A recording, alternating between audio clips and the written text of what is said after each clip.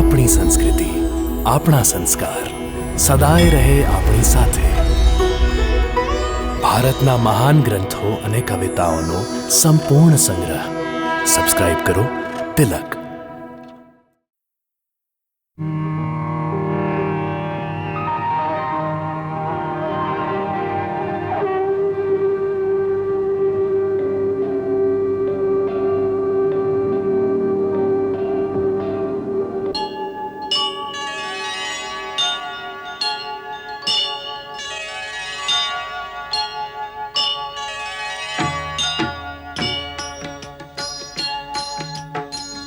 सीताराम चरित अति पावन, मधुर सरस अरु अति मन भावन.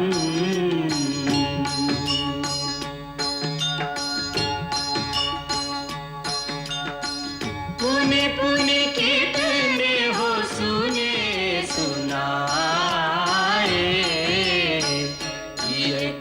प्यास बुझत न बुझाए.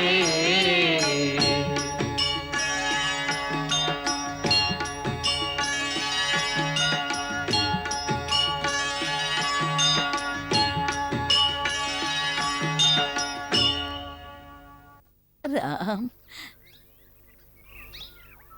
મારા રામ, મારા રામ, મારા રામ. ઉભા રહો. તમે ફરી આવી ગયા ફૂલને રંગ દોડવા?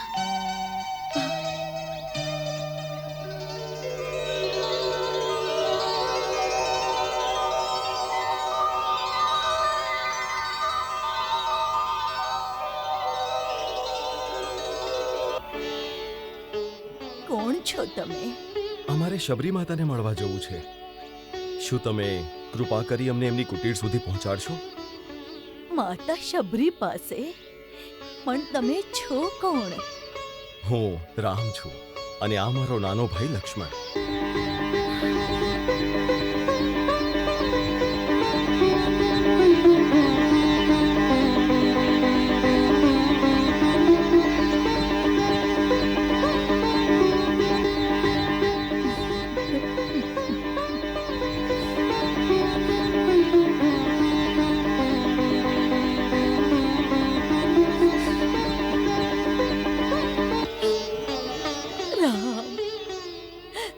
લક્ષ્મણ, તમે આવી ગયા પ્રભુ. તમે આવી ગયા શબરીની કુટીરમાં. હું તમને જોઈને ઓળખી ના શકી પ્રભુ. મને ક્ષમા કરી દેજો પ્રભુ, મને ક્ષમા કરી દેજો. મને ક્ષમા કરી દેજો. દયાની ધાન મને ક્ષમા કરી દેજો. તમે દયાળુ છો, દયા કરો પ્રભુ. તમે દયાળુ છો. મારી આ ભૂલ માટે મને ક્ષમા કરો પ્રભુ. મારા પ્રભુ, આવો, આવો મારા પ્રભુ, આવો.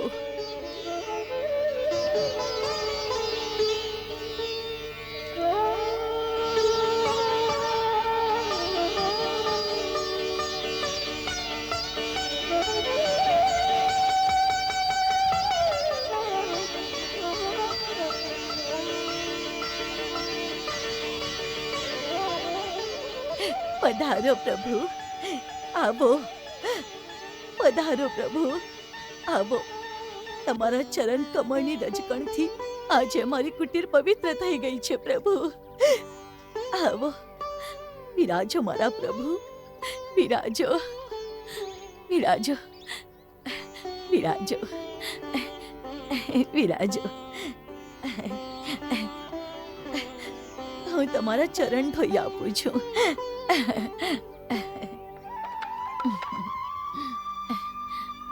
ના ના માતા, હવે આની કોઈ આવશ્યકતા નથી. તમારા પ્રેમ ભરેલા આંસુથી હું પહેલા જ પવિત્ર થઈ ગયો છું. પ્રભુ, તમને ભૂખ લાગી હશે ને? હા, હું ફળ લઈને આવું છું. ફળ લઈને આવું છું પ્રભુ, હમણાં જ લાવું છું.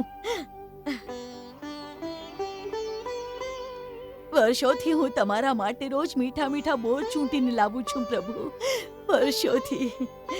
ખાઓ.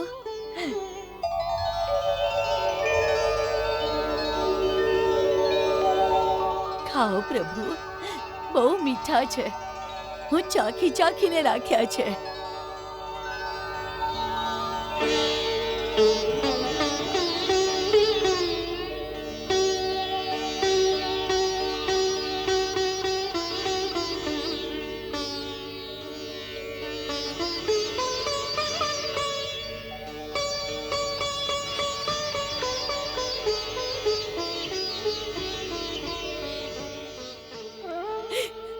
ખાઓ પ્રભુ.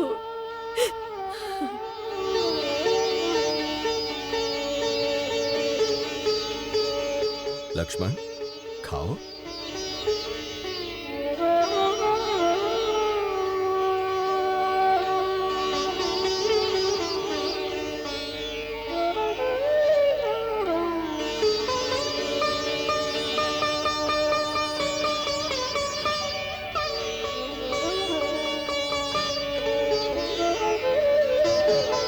વાહ, સ્વાદિષ્ટ છે ને? મીઠા તો છે ને? આની પ્રશંસા માટે મારી પાસે શબ્દો નથી માતા. આટલા વર્ષો પછી એવું લાગે છે જાણે માતા કૌશલ્યા પોતાના હાથોથી મને ખવડાવે છે. લક્ષ્મણ, આવા મીઠા ફળ તો ભગવાનના વૈકુંઠ લોકમાં પણ નહીં મળી શકે. આ બધો મારા પરમ ગુરુ મહામુનિ મતંગની શક્તિનો પ્રભાવ છે. એમના તપોબળના પ્રભાવથી આ મતંગ વનમાં ફૂલ ક્યારે નથી કરમાતા, પણ હંમેશા તાજા રહે છે. આ આશ્રમની ચારે તરફ બધા પ્રાણીઓએ એમની હિંસા વૃત્તિ છોડી દીધી છે. પરમ ગુરુ જ્યાં બેસતા હતા એમના ચરણોમાં વનના સિંહ અને આશ્રમના ગાય બકરી બધા એક સાથે પાણી પીતા હતા. એમને સ્વર્ગમાં ગયા વર્ષો વીતી ગયા, પણ જમના નદીને કાંઠે બેસીને એ યજ્ઞ કરતા હતા. એમાં હજી પણ એવું જ તેજ, એ જ પ્રકાશની આભા છલકાઈ રહી છે. કેટલું પવિત્ર હશે એ સ્થાન, અને કેટલા ભાગ્યશાળી છો તમે કે આવા પરમ ગુરુની સેવાનું પુણ્ય પ્રાપ્ત થયું છે. એ જ સેવાનું પુણ્ય ફળ છે જેથી આજે તમારા દર્શન થયા. હે રામ, સાક્ષાત ભગવાનના દર્શન કરીને મારા કેટલાય જન્મના પુણ્ય ફળીભૂત થઈ ગયા છે. જ્યારે તમારા ચિત્રકૂટ પહોંચવાના સમાચાર મળ્યા એ સમયે ગુરુદેવ મુનિ આશ્રમના બીજા મુનિઓને સાથે લઈને દિવ્ય વિમાનમાં બેસીને પોતાના ધામ સિધારી ગયા.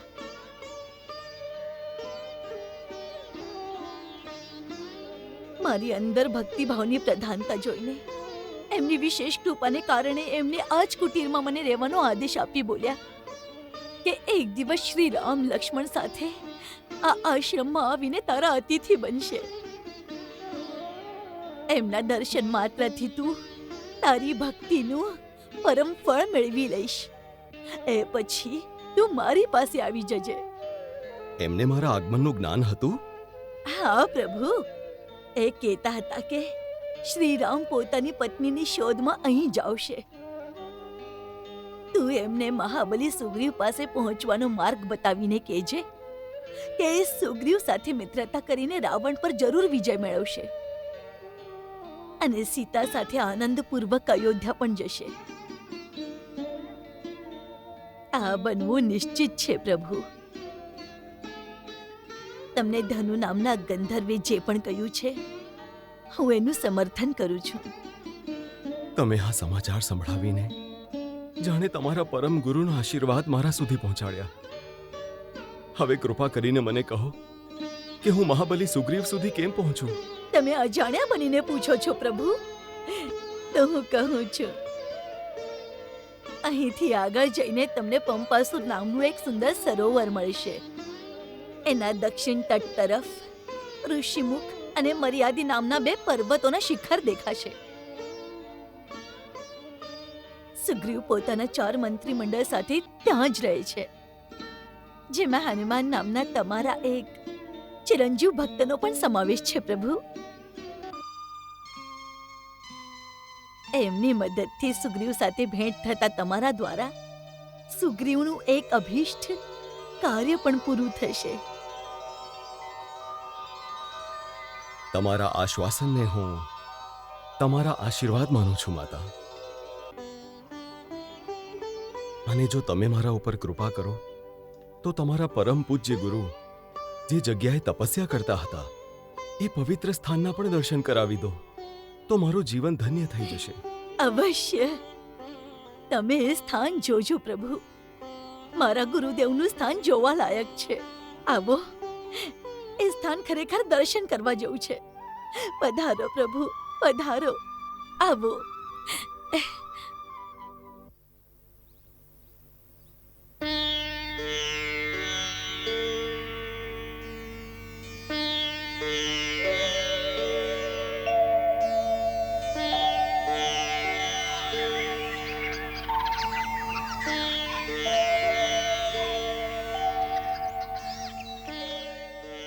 જો લક્ષ્મણ, જ્યારે કોઈ મનુષ્ય સ્વાર્થની સીમાથી વધીને પરમાર્થની ભૂમિ પર તપસ્યા કરે તો એની શક્તિમાં આટલું તેજ હોય છે. આ ઋષિ હિંસાના પ્રદેશમાં જો અહિંસાનો પ્રકાશ અને જ્યોતિ પ્રગટાવે છે તો એ પ્રકાશ ક્યારે પણ ઓછો નથી થતો. મહામુનિ, તમે જ્યાં પણ છો મને આશીર્વાદ આપો કે હું મારા કર્તવ્ય અને પરમાર્થના માર્ગ ઉપર દૃઢ વિશ્વાસ સાથે આગળ વધું. માતા, મને એમ લાગી રહ્યું છે જાણે તમે તમારા ગુરુના સાક્ષાત દર્શન કરાવી દીધા હોય. તમારો આભાર માનવા કોઈ શબ્દો પૂરતા નથી. હવે મને જવાની આજ્ઞા આપો. આજ્ઞા તો સૌથી પહેલા તમારે મને આપવાની હોય રાઘવન, અને એનાથી પણ પહેલા તમારી ભક્તિ અને એનું જ્ઞાન તમે મને આપો. માતા, હું તો માત્ર એટલું જ જાણું છું કે ભગવાન પાસે કોઈ જાતપાત, જ્ઞાન, ધર્મ, કુળ, ગુણ અને ચતુરાઈનું કોઈ મૂલ્ય નથી હોતું. એ તો માત્ર ભક્તિના સંબંધને જ સાચો સંબંધ માને છે. અને તમે તો સ્વયં પરમ સિદ્ધ અને ભક્તિની પરાકાષ્ઠા છો. હું તમને શું જ્ઞાન આપી શકીશ? ના પ્રભુ, મારા ગુરુદેવનો આ જ આદેશ હતો કે હું તમારા શ્રી ચરણોની સેવાથી મુક્તિ અને તમારી પાસેથી ભક્તિનું જ્ઞાન મેળવું. હે શ્રી રામ, હું નિમ્ન કુળમાં જન્મેલી છું. મારું શરીર છોડવાની આજ્ઞા આપતા પહેલા મને ભક્તિનું જ્ઞાન પ્રદાન કરો પ્રભુ. માતા, મેં ગુરુજનો પાસેથી નવધા ભક્તિનો મહિમા સાંભળેલો. એ હું મારા હૃદયથી કહું છું. તમે પણ હૃદયથી જ ધારણ કરજો. नवधा भगत कहूँ तो ही पाही, सावधान सुन धरु मन माही. प्रथम भगति संतन कर संगा, दूसरी रति प्रभु कथा प्रसंगा. गुरुपद पंकज सेवा, तीसरी भगति अमान, चौथी भगति प्रभु गुण गन, करई कपट तज गान. मंत्र जाप प्रभु दृढ़ विश्वासा, पंचम भजन सुवेद प्रकाशा. छठ दम शील बिरति बहु कर्मा, निरत निरंतर सज्जन धर्मा. सातम सम हरि भय नग देखा, हरिते संत अधिक करि लेखा. आठम जथा लाभ संतोषा, सपने हूँ नहीं देखई पर दोषा. नवम सरल सब सन छलहीना, हरि भरोस ही दीना नवधा भगत सबरी कह दीनी सादर सबरी शीस धर लीनी।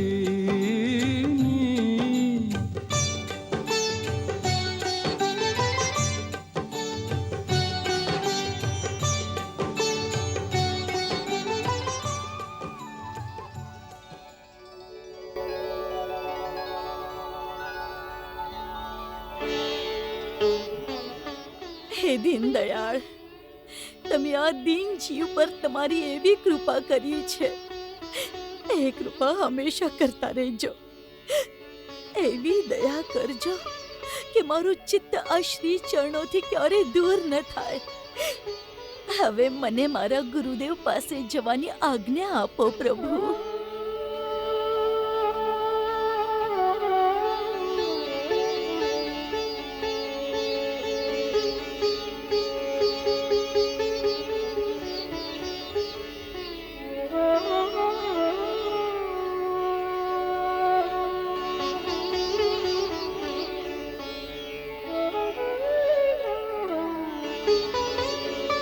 માતા, તમારો માર્ગ ભક્તિની જ્યોતિથી પ્રકાશમાન થાય.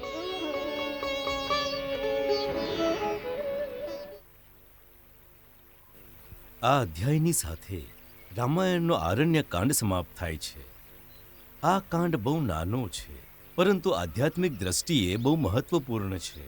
એમાં સંસારના સર્વશ્રેષ્ઠ મુનિગણો સાથે શ્રી રામનું મિલન થયું છે. વાસ્તવમાં એમની શિક્ષા બાળપણમાં જે મહર્ષિ વશિષ્ઠની શિક્ષા સાથે આરંભ થયેલી આ જ કાંડમાં મહર્ષિ અગસ્ત્ય સાથે પૂર્ણ થઈ છે. અરણ્ય કાંડમાં બીજા ઘણાએ પરમ સિદ્ધ મહાત્માઓએ એમના ઉમદા ઉપદેશ આપ્યા હતા. પછી એ જ્ઞાનનું રથ મહર્ષિ અગસ્ત્ય સુધી પહોંચ્યો હતો. રામાયણમાં મહર્ષિ અગસ્ત્ય એ છેલ્લા ઋષિ છે જેમની સાથે રામનું મિલન થયેલું, કારણ કે એના પછી માત્ર એમને ભક્ત મળેલા. હનુમાન, વિભીષણ, શબરી આદિ.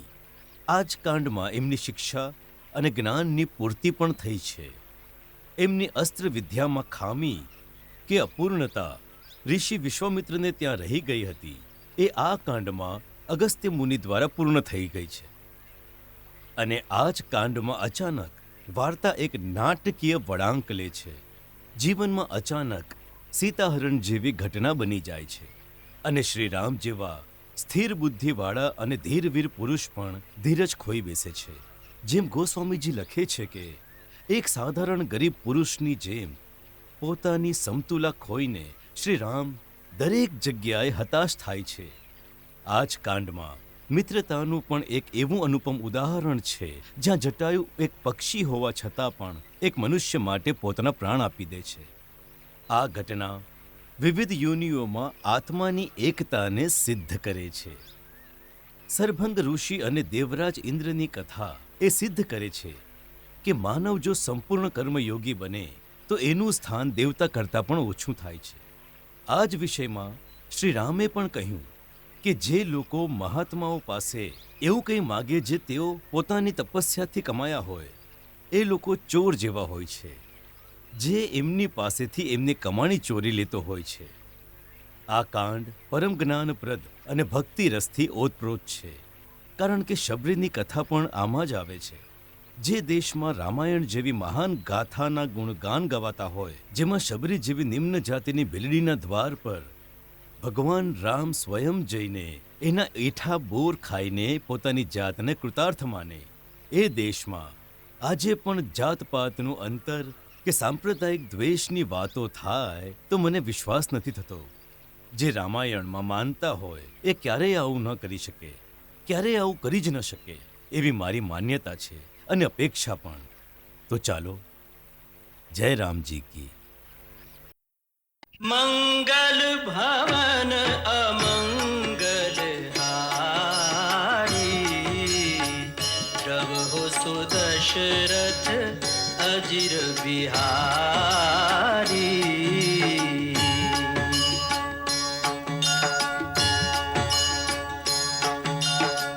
सीताराम चरित अति पावन